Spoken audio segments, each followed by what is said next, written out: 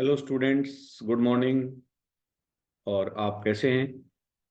आज आपके सामने अपनी जो organic chemistry in 10 lecture slot में है, एक न्यू टॉपिक हम लेके आएंगे और जिसका कंसेप्ट होगा टेस्ट। एक क्वेश्चन हमारे पास डेफिनेट 2 मार्क्स या 3 मार्क्स में से पूछा जाता है और जो कि टेस्ट के ऊपर बेस होता है। तो चलिए आज हम टेस्ट देखते हैं कि 4 यूनिट्स हैं, यूनिट नंबर 10, 11, 12 एंड 13। इसमें से टेस्ट में से कौन से क्वेश्चन आते हैं। तो चलिए स्टार्ट करते हैं हम टेस्ट के ऊपर। प्लस 2 ऑर्गेनिक केमिस्ट्री में और टेस्ट सेक्शन के ऊपर हम चलते हैं। लेक्चर नंबर 5 हमारे पास, जिसके बारे में आज हम जानेंगे। तो टेस्ट में से डेफिनेट है कि हमारे पास 2 और 3 मार्क्स का क्वेश्चन जरूर आता है।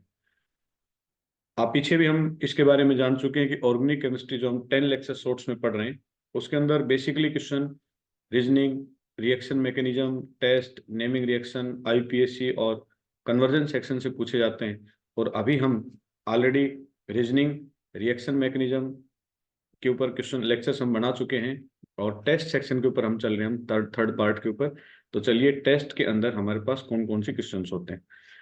बेसिकली अगर हम ऑर्गेनिक केमिस्ट्री को देखें तो +2 ऑर्गेनिक केमिस्ट्री में जो हमारे पास टेस्ट हैं वो 8 टेस्ट हैं जहां से हमारे पास क्वेश्चन पूछा जाएगा।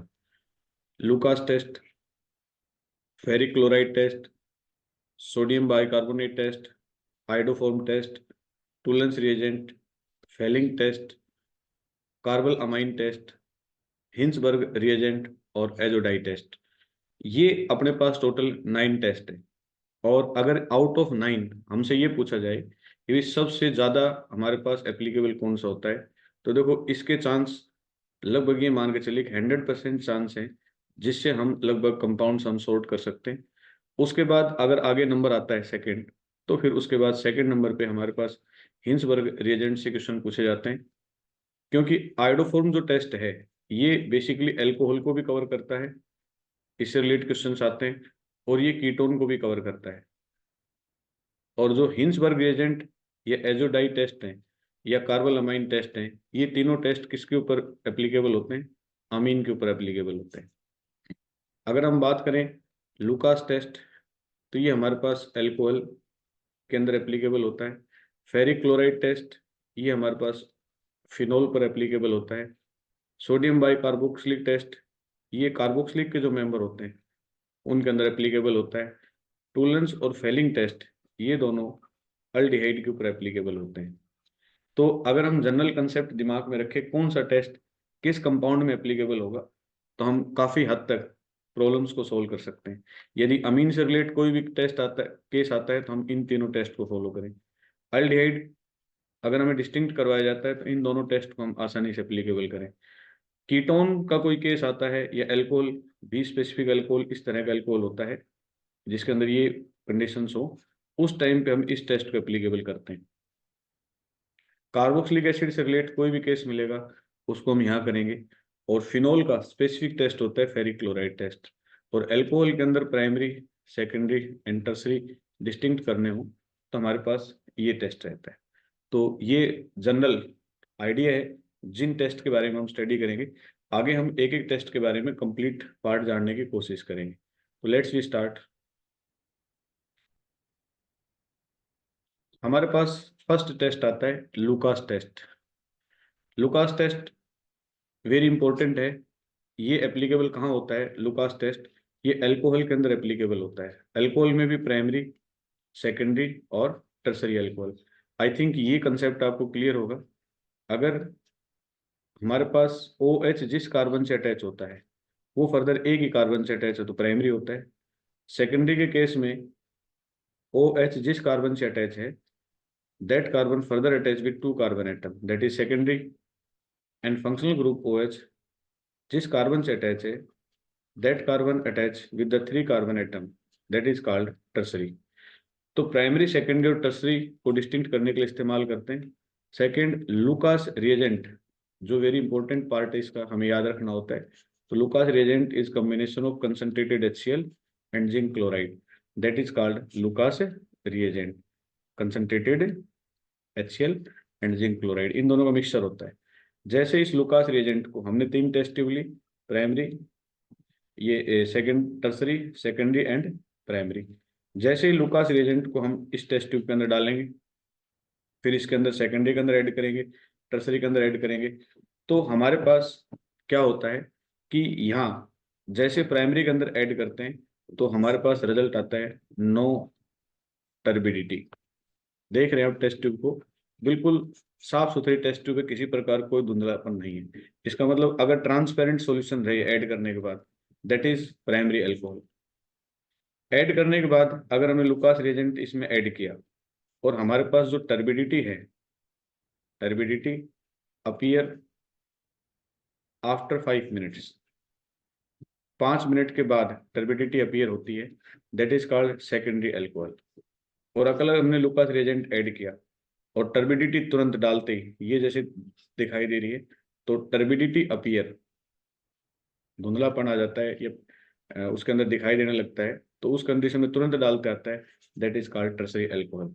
तो with the help of Lucas reagent we can distinguish between primary, secondary and tertiary. I think ये कंसेप्ट आपको क्लियर है।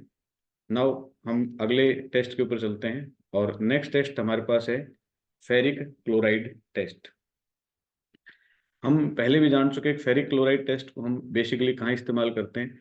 फिनोल के जो मेंबर होते हैं, फिनोल को अगर हमें डिस्टिंक्ट करना होता है तो फिनोल के लिए हम इस टेस्ट को एप्लीकेबल करते हैं। फेरिक क्लोराइड कंपाउंड जैसे देख पा रहे हैं हमें कुछ इस तरह का दिखाई देता है, और जो फिनोल होता है, सभी को पता है फिनोल का फॉर्मूला ये होता है, ये हमारे पास ऐसा लिक्विड सॉल्यूशन होता है, बीटा नेप्थोल होता है, उसको भी हम आइडेंटिफाई कर सकते हैं इसको। तो जैसे ही हम फेरिक क्लोराइड सॉल्यूशन लेंगे और उस फेरिक क्लोराइड सॉल्यूशन को हम उठाएंगे और किसके अंदर ऐड करेंगे, फिनोल में, या बीटा नेप्थोल में ऐड करेंगे, या नेप्थोल के अंदर ऐड करते हैं। तो जैसे फ्लोरिक क्लोराइड को हम ऐड करते हैं तो हमारे पास ऐसा ये जो कलर होता है that is called violet colour. Phenol हमेशा वायलेट कलर देता है, रिएक्शन करने के बाद कॉम्प्लेक्स फॉर्मेशन करता है, और नेप्थोल हमारे पास लाइटिस्ट ग्रीन कलर देता है हमारे पास। तो टेस्ट किस तरह से होता है, ये हमारे पास फिनोल का मेंबर होगा और इसके पास हमने ऐड किया FeCl3। तो यहाँ हम जो भी कॉम्प्लेक्स हमारे पास फॉर्मेशन होगा उस कॉम्प्लेक्स का जो कलर होगा वो वायलेट कलर होगा, या अगर हमारे पास ऐसा कलर आ जाता है किसी कंपाउंड में तो इसका मतलब वो कंपाउंड कौन सा है, फिनोल है। और ये कलर आ जाता है तो हमारे पास कंपाउंड कैसा है, बीटा नेप्थोल या 2 नेप्थोल का कंपाउंड है। So with the help of ferric chloride we can distinguish phenol from other compounds. Let's we come to the next test. हमारे पास नेक्स्ट जो टेस्ट मिलता है वो कुछ इस तरह का होता है मेंबर। जो हमने अभी रिएक्शन की थी फिनोल की, उस रिएक्शंस को देखना चाहें तो हमारे पास कुछ इस तरह से केमिकल रिएक्शंस होती है।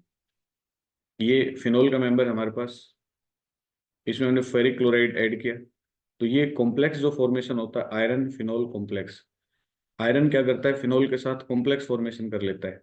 ये पॉइंट हम ध्यान रखेंगे। तो हमारे पास एच आयन और Cl आयन क्या होते हैं, फ्री होते हैं। ये इसके एच आयन को और अपने Cl को फ्री कर देता है, इसके साथ कॉम्प्लेक्स फॉर्मेशन करता है, और उसका कलर कैसा आ जाता है हमारे पास, वायलेट कलर आ जाता है। तो क्वेश्चन बनता है हमारे पास पेपर में। मान लो एक कंपाउंड हमें दे दिया कि फिनोल एंड बेंजोइक एसिड, एक हमने फिनोल दे दिया और दूसरा हमें केस दे दिया कि हमारे पास benzoic acid. Now how you can distinguish between these two compounds. तो फिनोल आते हमारे दिमाग में आना चाहिए कि हमें कौन सा टेस्ट लगाना है इसके अंदर, फेरिक क्लोराइड टेस्ट। जैसे हम फेरिक क्लोराइड टेस्ट एप्लीकेबल करते हैं then it will give the violet colour, but in case of the benzoic acid when we react with the neutral ferric chloride then it give the buff coloured pipettes की formation हो जाती है और violet colour की formation नहीं होती। तो इस वजह से हम इन दोनों कंपाउंड को डिस्टिंक्ट कर सकते हैं। आई थिंक ये कंसेप्ट आपको क्लियर हो गया होगा। नेक्स्ट कंसेप्ट पे चलते हैं हम। नेक्स्ट हमारे पास है सोडियम बाइकार्बोनेट टेस्ट। ये नेक्स्ट टेस्ट हमारे पास आता है सोडियम बाइकार्बोनेट टेस्ट। इस टेस्ट की खास बात क्या है कि सोडियम बाइकार्बोनेट NaCO3 के साथ जैसे हम रिएक्ट करते हैं तो brisk effervescence due to the evolution of carbon dioxide gas आती है और बहुत तेज से उसमें से बुलबुले नजर आते हैं, कार्बन डाइऑक्साइड गैस के होते हैं। एक एग्जांपल लेते हैं और इस टेस्ट को हम समझते हैं। हमारे पास बेंजोइक एसिड है, ये हमें बेंजोइक एसिड दे रखी है। हमने कहा था कि कार्बोक्सिलिक के मेंबर में एप्लीकेबल कर सकते हैं, और हमारे पास दे रखा है इथाइल बेंजोएट आर,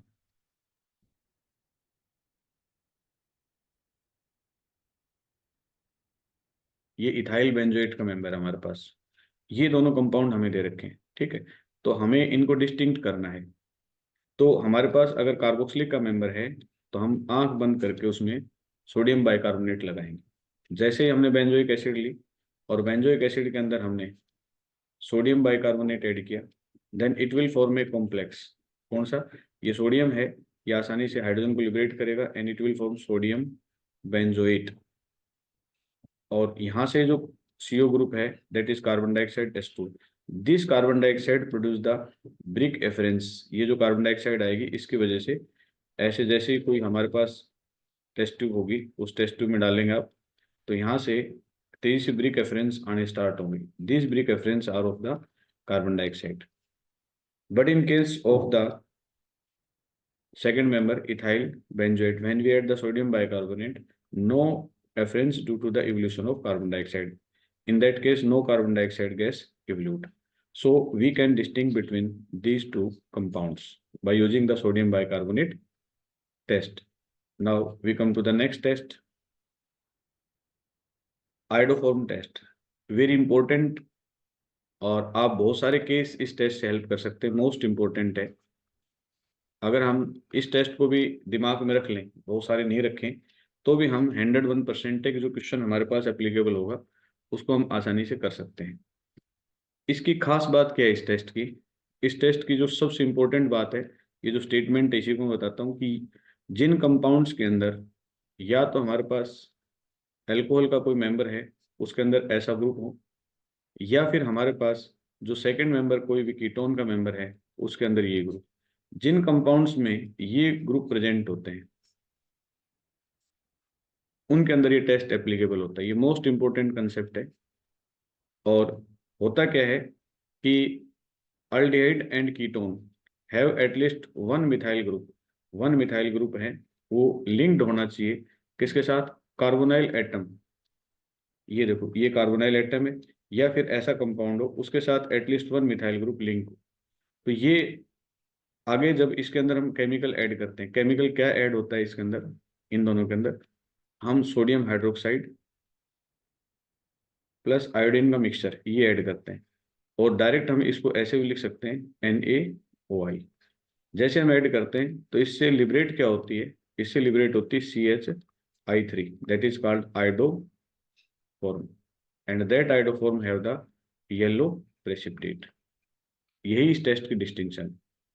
हम एक एग्जांपल दिया गया है कि propanone, but propanone and propanal. Propanone को अगर हम देखें तो meth eth prop, that is propanone, and propanal CH3 CH2 CHO।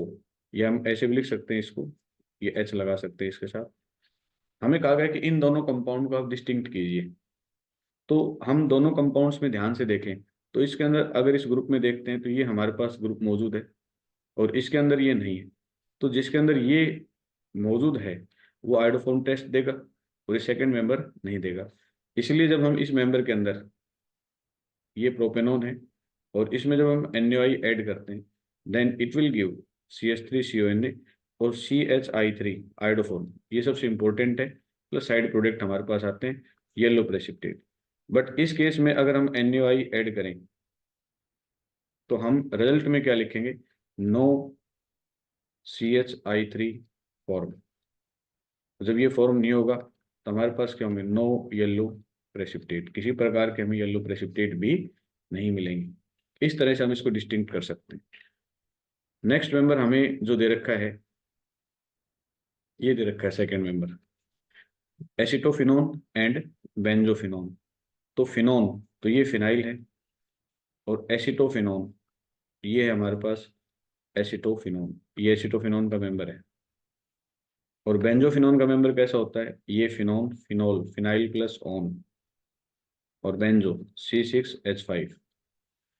अगर हम देखें दोनों कंपाउंड्स के अंदर, तो इस कंपाउंड के अंदर हमारे पास ये ग्रुप मौजूद है, और जब हम इसके अंदर NaOI की रिएक्शन करेंगे, सारे प्रोडक्ट फॉर्मेशन होंगे, भाई हमारा फर्स्ट मेंबर तो बनेगा ये COO Na, और प्लस साइड में आएगा CH3 प्लस NaOH इसके अंदर से बाहर आता है NaOH, जो भी साइड प्रोडक्ट है वो बाहर आएगा इसमें।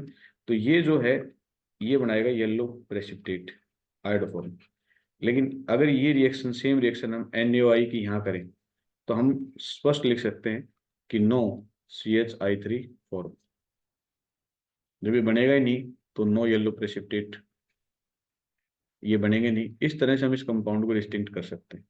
तो मोस्ट इंपॉर्टेंट टेस्ट है जो हमारे पास एल्कोहल के मेंबर में भी हो जाता है और कीटोन में एप्लीकेबल हो जाता है। तो आप इस टेस्ट को लगा के और काफ़ी प्रॉब्लम्स को सोल्व कर सकते हैं। नेक्स्ट पॉइंट पे अगर हम चलें, तो हमारे पास नेक्स्ट टेस्ट जो आता है अगले मेंबर्स का,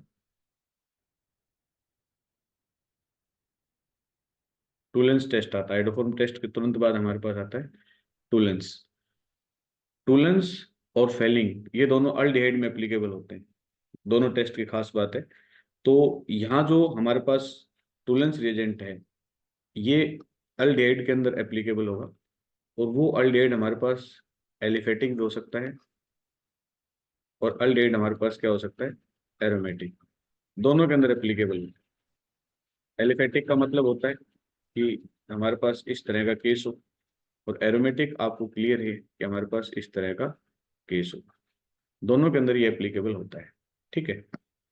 इस टेस्ट की खास बात होती है कि इसका एक रिएजेंट होता है, दैट इज कॉल्ड टूलेंस रिएजेंट।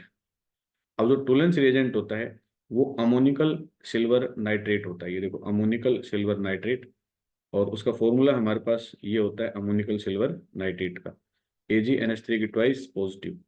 अब ये क्या करता है, जैसे इस टेस्ट को हम एप्लीकेबल करते हैं, ये टूलेंस रिएजेंट है हमारे पास, और इस टूलेंस रिएजेंट को जैसे हम एप्लीकेबल करते हैं अल्डिहाइड, हमने लिखा भी है R लिखा है, तो ये एलिफेटिक के लिए भी एप्लीकेबल हो सकता है और एज वेल एज एरोमेटिक भी हो सकता है। दोनों कंपाउंड में एप्लीकेबल होता है। नाउ जैसे हम एप्लीकेबल करते हैं इसको, फ्रेशली प्रिपेयर्ड वार्म करते हैं इसको टूलेंस को, क्योंकि सॉल्यूशन बना होता है तो एसाइन रहेंगे इसके साथ। तो हमारे पास ये करता क्या है, टूलेंस रिएजेंट करता क्या है, इसका टूलेंस रिएजेंट करता है इसका ऑक्सीडेशन। क्या करता है इसका ऑक्सीडेशन, हम पढ़ भी चुके हैं पहले।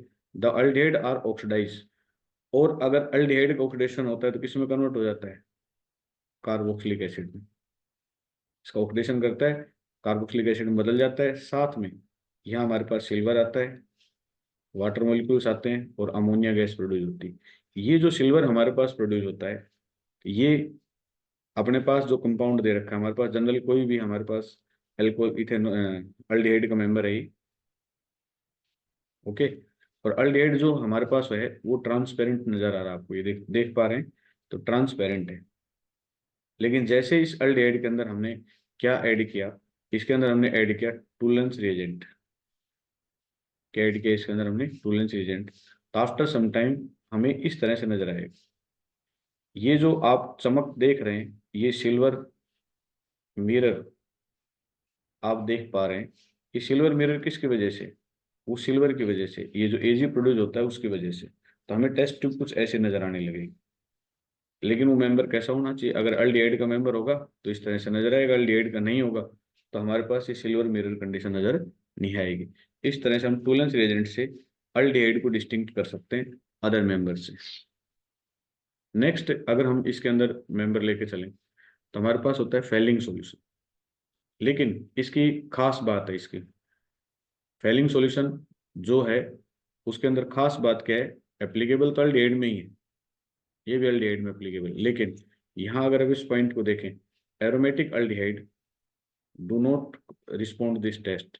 इसका मतलब सिर्फ ये टेस्ट किस में होता है, एलिफेटिक में होता है, तो एरोमेटिक कंपाउंड में एप्लीकेबल नहीं होता। दूसरी, इसके दो होते हैं, Fehling A and Fehling B. जो फेलिंग ए होता है वो एक्वस कॉपर सल्फेट सॉल्यूशन होता है, और जो फेलिंग बी होता है that is sodium potassium tartrate, and we can also say Rochelle salt. These are freshly prepared और when these two solutions are mixed, before test दोनों को मिक्स करते हैं, on heating and led with Fehling reagents, ये हमने aldehyde लिए है कोई मेंबर एक, दैट इज अल्डिहाइड मेंबर्स, हमने लिया अल्डिहाइड,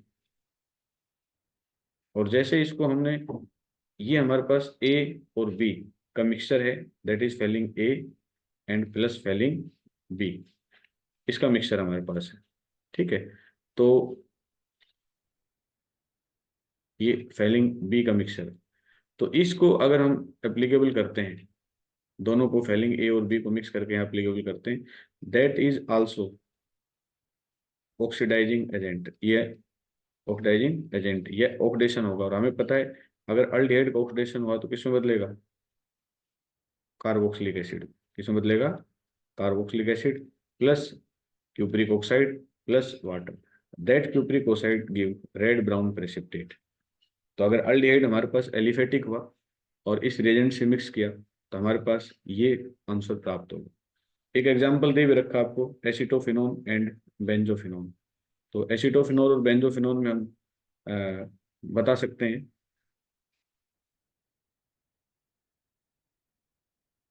एसिटोफिनोन नहीं, इसके अंदर एप्लीकेबल नहीं होगा ये बेंजोफिनोन, यहाँ क्योंकि अल्डिहाइड का मेंबर है ही नहीं, तो यहाँ हम इस टेस्ट को नहीं लगा सकते। यहाँ तो हमारे पास आइडोफॉर्म टेस्ट होगा क्योंकि कीटोन का मेंबर है, तो यहाँ ये एग्जाम्पल एप्लीकेबल नहीं होगा। Let's we start, next point पे आते हैं। Carbylamine test very important है, और यहाँ से हमारे पास जो टेस्ट स्टार्ट हो जाते हैं, किसके टेस्ट स्टार्ट हो जाते हैं, अमीन के टेस्ट हो जाते हैं। अगर अमीन के हमारे पास कंपाउंड है तो उनको हम डिस्टिंक्ट कर सकते हैं। और कार्बल अमाइन टेस्ट की खास बात है, ये एलिफेटिक और एरोमेटिक, लेकिन होता है सिर्फ किसके अंदर, प्राइमरी अमीन के अंदर, ये सिर्फ प्राइमरी अमीन में एप्लीकेबल होता है। और हम हीट करते हैं किसके साथ, क्लोरोफॉर्म और इथोनिक, एल्कोहलिक, इथेनॉलिक का मतलब एल्कोहलिक पोटेशियम हाइड्रोक्साइड, और एक फाउल स्मेल आती है आइसोसाइनाइड की और कार्बल अमाइन की, इसलिए इस टेस्ट को हम क्या नाम देते हैं, आइसोसाइनाइड टेस्ट, ये भी हम इसको नाम देते हैं। हमारे पास एग्जाम्पल है methyl amine, that is methyl amine and di methyl amine. तो जो अमीन है उसके मेंबर के साथ दो ग्रुप जुड़े हुए हैं इस तरह से, that is called di methyl amine, clear. तो ये हमारे पास जो अमीन है that is called primary amine and that is called secondary amine. अगर हम इसके अंदर कार्बल अमाइन टेस्ट एप्लीकेबल करें तो कार्बल अमाइन हमारे पास है क्लोरोफॉर्म और पोटाशियम हाइड्रोक्साइड एल्कोहलिक, क्लियर। तो हमारे पास जो प्रोडक्ट फॉर्मेशन होगी वो होगी आइसोसाइनाइड की फॉर्मेशन कर लेते हैं हमारे पास, तो ये होगा CH3 और NC, ये होगा आइसोसाइनाइड। बाकी जो साइड प्रोडक्ट आएंगे, तो ये आइसोसाइनाइड हमें कैसी स्मेल देता है, फाउल स्मेल देता है। इस फाउल स्मेल से हम आइडेंटिफाई कर लेते हैं ये primary amine. If we are applicable these chemicals, chloroform sorry CHCl3 plus KOH alcoholic, अगर हम एप्लीकेबल करते हैं इसके अंदर तो हमारे पास होगा नो आइसोसाइनाइड, और आइसोसाइनाइड नहीं होगा तो no foul smell, no foul smell. So we can distinguish between primary amine from secondary tertiary amines with the help of the carbylamine test, very important है। चलिए नेक्स्ट के ऊपर आते हैं। हिंसबर्ग रिएजेंट काफी इंपॉर्टेंट है, जैसे iodoform बताया था मैंने वैसे ही हिंसबर्ग रिएजेंट वेरी इंपॉर्टेंट। इसका जो रिएजेंट होता है वो होता है बेंजीन सल्फोनाइल क्लोराइड, ये मेंबर होता है, बेंजीन हमारे पास होता है, और इसका स्ट्रक्चर कुछ इस तरह से ड्रा होता है, sulphonyl chloride. Primary amine, secondary amine, tertiary amine, तीनों अमीन को हम इसे डिस्टिंक्ट कर सकते हैं। तो अगर हमारे पास मान लीजिए ये हिंसबर्ग एजेंट है, और इस हिंसबर्ग एजेंट को हमने प्राइमरी अमीन के साथ किया, तो RNHH, तो ये हमारे पास इसका प्रोडक्ट बनेगा, that is the primary amine. और हमारे पास जो कॉम्प्लेक्स फॉर्मेशन होगी वो कुछ इस तरह से होगी, NHR, ये हमारे पास कॉम्प्लेक्स बनेगा। तो जो प्राइमरी अमीन को अगर जो ये प्रोडक्ट बनता है, तो इसको हम अगर हम KOH के अंदर डालें, that is soluble in KOH। ये इसकी खास बात होती है। लेकिन अगर हम इसी की जगह सेकेंडरी अमीन लेके चलते हैं, सेकेंडरी अमीन का हमारे पास मेंबर है, तो उसके अंदर क्या होगा, N, और इसके साथ क्या होगा, R।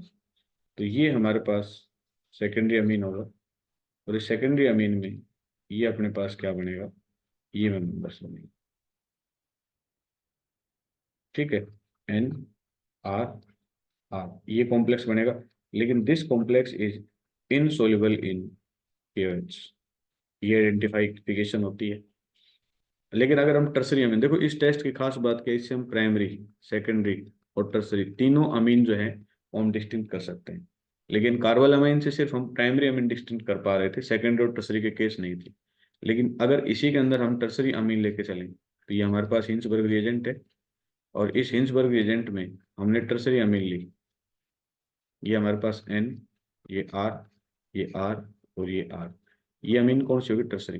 तो हम देख पा रहे हैं कि जब रिएक्शन हो रही है तो फ्री हाइड्रोजन चाहिए इसके साथ, तो यहाँ कोई फ्री हाइड्रोजन नहीं है, तो इसका मतलब क्या हुआ कि नो रिएक्शन, यहाँ किसी प्रकार की रिएक्शन नहीं होगी। इस तरह से हम बता सकते हैं प्राइमरी अमीन का प्रोडक्ट सोल्यूबल होता है, सेकेंडरी अमीन का इनसोल्यूबल होता है, और थर्ड अमीन की क्या होगी, नो रिएक्शन या no product formation. So we can distinguish between primary, secondary and tertiary amines, तीनों को डिस्टिंक्ट कर सकते हैं। और सबसे लास्ट टेस्ट है एजोडाई टेस्ट, वेरी इंपॉर्टेंट है। एनालिन को अगर हमें डिस्टिंक्ट करना होता है, एनालिन के जो मेंबर होते हैं हमारे पास, ये जैसे RNH2 है, that is the member of aniline. तो एनालिन को अगर हमें डिस्टिंक्ट करना होता है, उस कंडीशन में हम इस टेस्ट को इस्तेमाल करते हैं।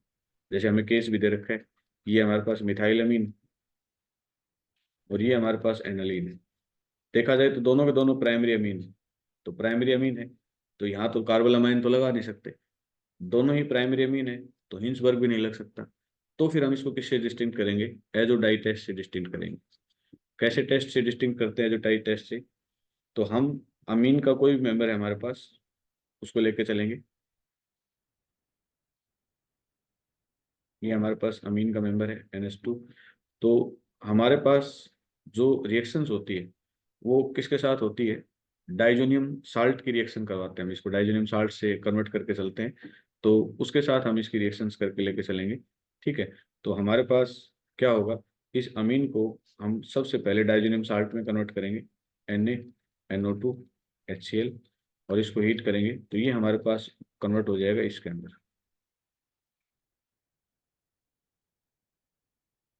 That is diazonium salt. ठीक है, अब हम डाइजोनियम साल्ट में कर लिया, अब डाइजोनियम साल्ट से हम रिएक्शन करेंगे। तो देखो कैसे करेंगे हम, अगर हमारे पास डाइजोनियम साल्ट से हमने रिएक्शन की, तो एनालिन की कैसे रिएक्शन होगी, Cl-, और ये हमारे पास एनालिन है, डाइजोनियम साल्ट से रिएक्ट करते हैं तो ये इसके साथ रिएक्शन करता है, और प्रोडक्ट फॉर्मेशन हमारे पास ये होती है, इस प्रोडक्ट की फॉर्मेशन में NH2, और इसको हमारे पास जो डाई बनती है that is called yellow die की फॉर्मेशन होती है, येलो डाई। और इस रिएक्शन को हम क्या नाम देते हैं, कपलिंग रिएक्शन भी नाम देते हैं, कपलिंग रिएक्शन। इस तरह से हम फिनोल को भी कर सकते हैं, वहाँ ऑरेंज डाई की फॉर्मेशन होगी। अगर हमने डाइजोनियम साल्ट लिया इस तरह से, और उसको हमने फिनोल के साथ रिएक्ट किया, फिनोल को भी, ये फिनोल का टेस्ट भी हो सकता है हमारे पास। तो फिनोल का मेंबर है वो इस तरह से कनेक्टेड होगा, एंड इट विल गिव, ये हमारे पास फॉर्मेशन होगी N डबल बॉन्ड N, और ये हमारे पास क्या बनाएगा, OH। तो ये जो प्रोडक्ट फॉर्मेशन होगा, तो यहाँ हमारे पास ऑरेंज डाई की फॉर्मेशन होगी। तो फिनोल को भी हम डिस्टिंक्ट कर सकते हैं, और एनालिन को भी हम डिस्टिंक्ट कर सकते हैं। So it is called azo dye test. I think आप लोगों को यहाँ तक किसी को कोई दिक्कत नहीं होगी, और ये पॉइंट आपको समझ में भी आया होगा कि डाइजोनियम साल्ट प्रिपेयर करने के बाद, ये डाइजोनियम साल्ट प्रिपेयर करने के बाद ही हम एनालिन को डिस्टिंक्ट कर सकते हैं with the help of coupling reaction.